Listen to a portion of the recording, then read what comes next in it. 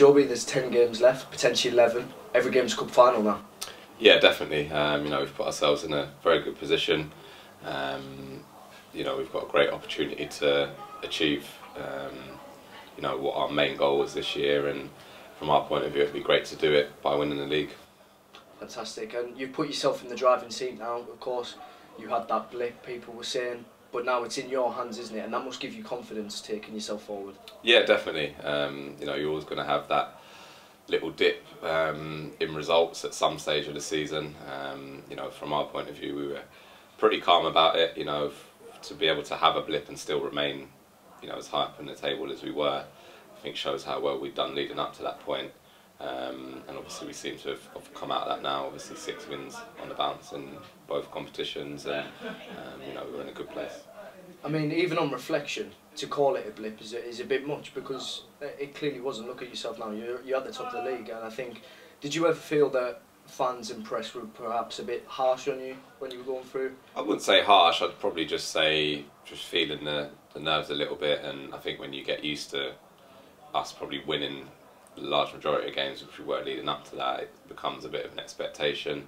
But as I say, from our point of view, nobody was panicking here. We're very confident in the squad that we've got, and it's not as if we haven't produced that run of form already this year that we feel we're going to need to get over the line, and that is going 6, 7, 8 games unbeaten, winning the majority of them, to get us over the line. So as I say, we're fully confident. And there's the small matter of potentially getting to Wembley. You obviously got yourself a foot in the door last week, and then you go there this weekend. You confident in getting the job done? Yeah, definitely. It was, two-legged games are quite unusual, in a slightly different mindset really, where you don't want to go into it chasing a game in the second leg. So obviously it was important for us to win. Obviously, ideally, we'd have liked another goal or two just to probably make it a little bit more comfortable. But as with most things this season, we're not doing things the easy way. So we were fairly comfortable. I was quite pleased with how we played overall. We approached the game in a real good mentality, which we probably were guilty of not doing so well in the last round, particularly the first half. So that was pleasing from my point of view, and our attitude was spot on, and it'll be very much the same next week. I think teams have a lot of respect coming to play Orient. I think it's clear on the pitch. They often sit back, make it hard for you to break them down sometimes. As a player, do you find that frustrating, or have you kind of got used to it this year now? Yeah, it's just something we've got to deal with, really. I mean, there's a lot of positive things that come with playing for a club like ours. In my opinion, if you're going to be playing at this level, it's the best club to be at. And with that comes that little bit of extra responsibility. And say teams coming in, it's cup finals for them. Every time we go out there on a Saturday, and we've got to respect that. We've got to find a way to break it down, and they're doing their best to try and beat us, and we've just got to, as I say, stay patient at times and find ways, which we have done for most parts of the season, which is why we are where we are. And we just need to dial into that and keep doing it for the rest of the season. Recently, the win against Wrexham 1-0 at home, that was massive. I mean, you'd already beat them twice, but for me, I don't know if you feel the same. I think if you are to go forward, get promoted, have the season that you want, will that be a moment that stands up where you players thought, that was there, that was where we won it? Yeah, I think because it's so tight with so many other teams, I think if it was just us and Wrexham, then yeah, certainly look at that and say that was the one game. But for me, we spoke about it months ago really, I feel that it will come down to the games against those teams around us, because I expect Solihull to win quite a few of their remaining games. I expect us to do the same. So, Wrexham was a big one. For me, really not losing was more important than winning. And that's not with being negative, it's just at this stage of the season to lose ground to one of your closest rivals is something you don't want to do. And I'd fancy us to take care of business against the other teams that we've got. But obviously if you can beat them, then it's almost a double bonus really. And obviously we'd be looking to do that against obviously Solihull, and obviously Fylde's still there or thereabouts. So those games in particular will be big ones. Massive games coming up, and you've had 15 games I believe through March and then going into April. How's it been having such a packed schedule? It's good. I think it suits us. I think from our point of view, when we were doing well earlier on in the season, we had a busy schedule, and I just feel we find a rhythm You know, for a player, certainly I enjoy it. You know, you're playing, you're getting your recovery, then you're going again, playing, recovering, going again, and I think, as I say, it suited us. You know, it's been busy, but it's been very productive. Obviously, we get a bit of a break this week with no midweek, and then straight back on it again. So, you know, we just want to keep the winning feeling going and see how far we can take it. What's the gaffer's message been recently? He's trying to motivate you and make sure you see this out? Yeah, definitely. You know, he's you know, a real driving force behind obviously everything that goes on. I think from his point of view, just been reinforcing that these opportunities don't come around very often, you know, and I think for people that have been in the game, obviously himself, having played and then managed for as long as he has, and even to myself, you know, 20 odd years of playing, and you know, these opportunities are few and far between, you know, whatever level you're going to go and play at. You know, to be part of a season like this where you can achieve something so great, and then what that then does is later on in life, you know, you've got that bond with people that, you know, you were together for that period of time where you did achieve.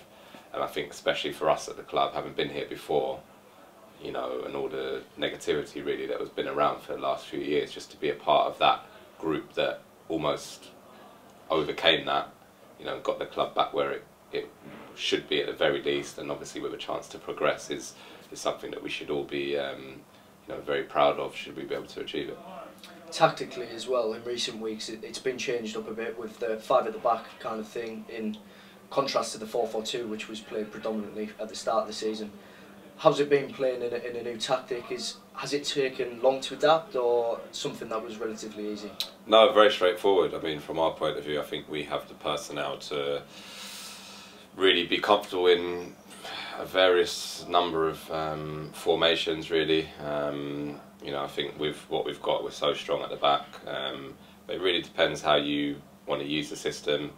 I mean, Widdowson's, for me, been one of our best attacking players the last few weeks, you know, getting forward, creating things, and you know, that just goes to show where people probably look at him as a more defensive type of player, but he's really excelled, I think, in that role. Obviously Dan Happ's been brilliant, you know, and I say we're really strong in that area midfield wise. It then gives us a bit of freedom to go and play and maybe get an overload, and then you've got the boys up top that, you know, if you can get them chances, they're always going to stick the ball away. So I think it's been good. I'd say it's worked well for us, and it's important to have a bit of variation in your play.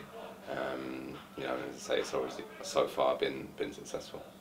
And just out off the pitch, you said to me before we started rolling, you're the quiz master, eh? Who's the joker at the club? Oh, good one. We've got a few, to be fair. I'd say Matty Harold would be up there for me. Always got something to say. Juddy, but he's more of a clown than a joker. I'd say he's someone we laugh at more than laugh with. So yeah, I'd say them two. Who's got the tunes? Who's the music man on the bus, in the dressing room? I'd definitely say Josh Karoma for majority of the season.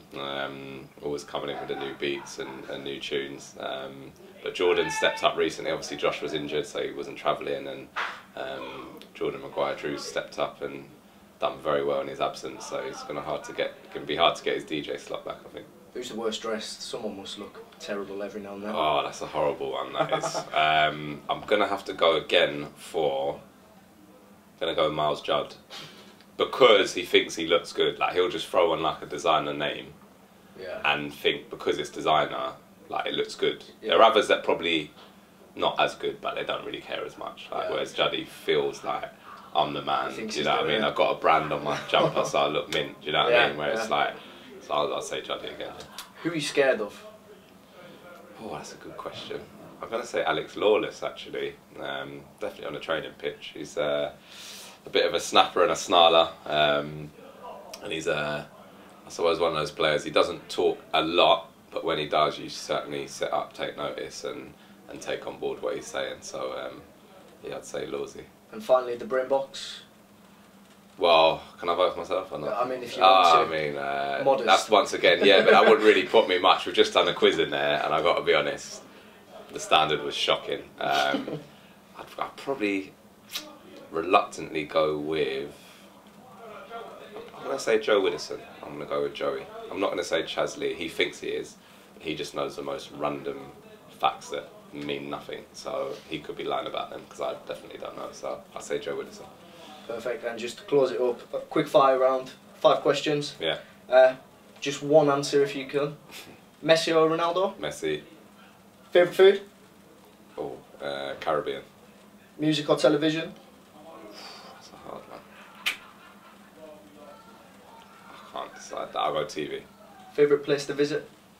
Or New York. The one everyone's dying to know, Elliot or Courtney?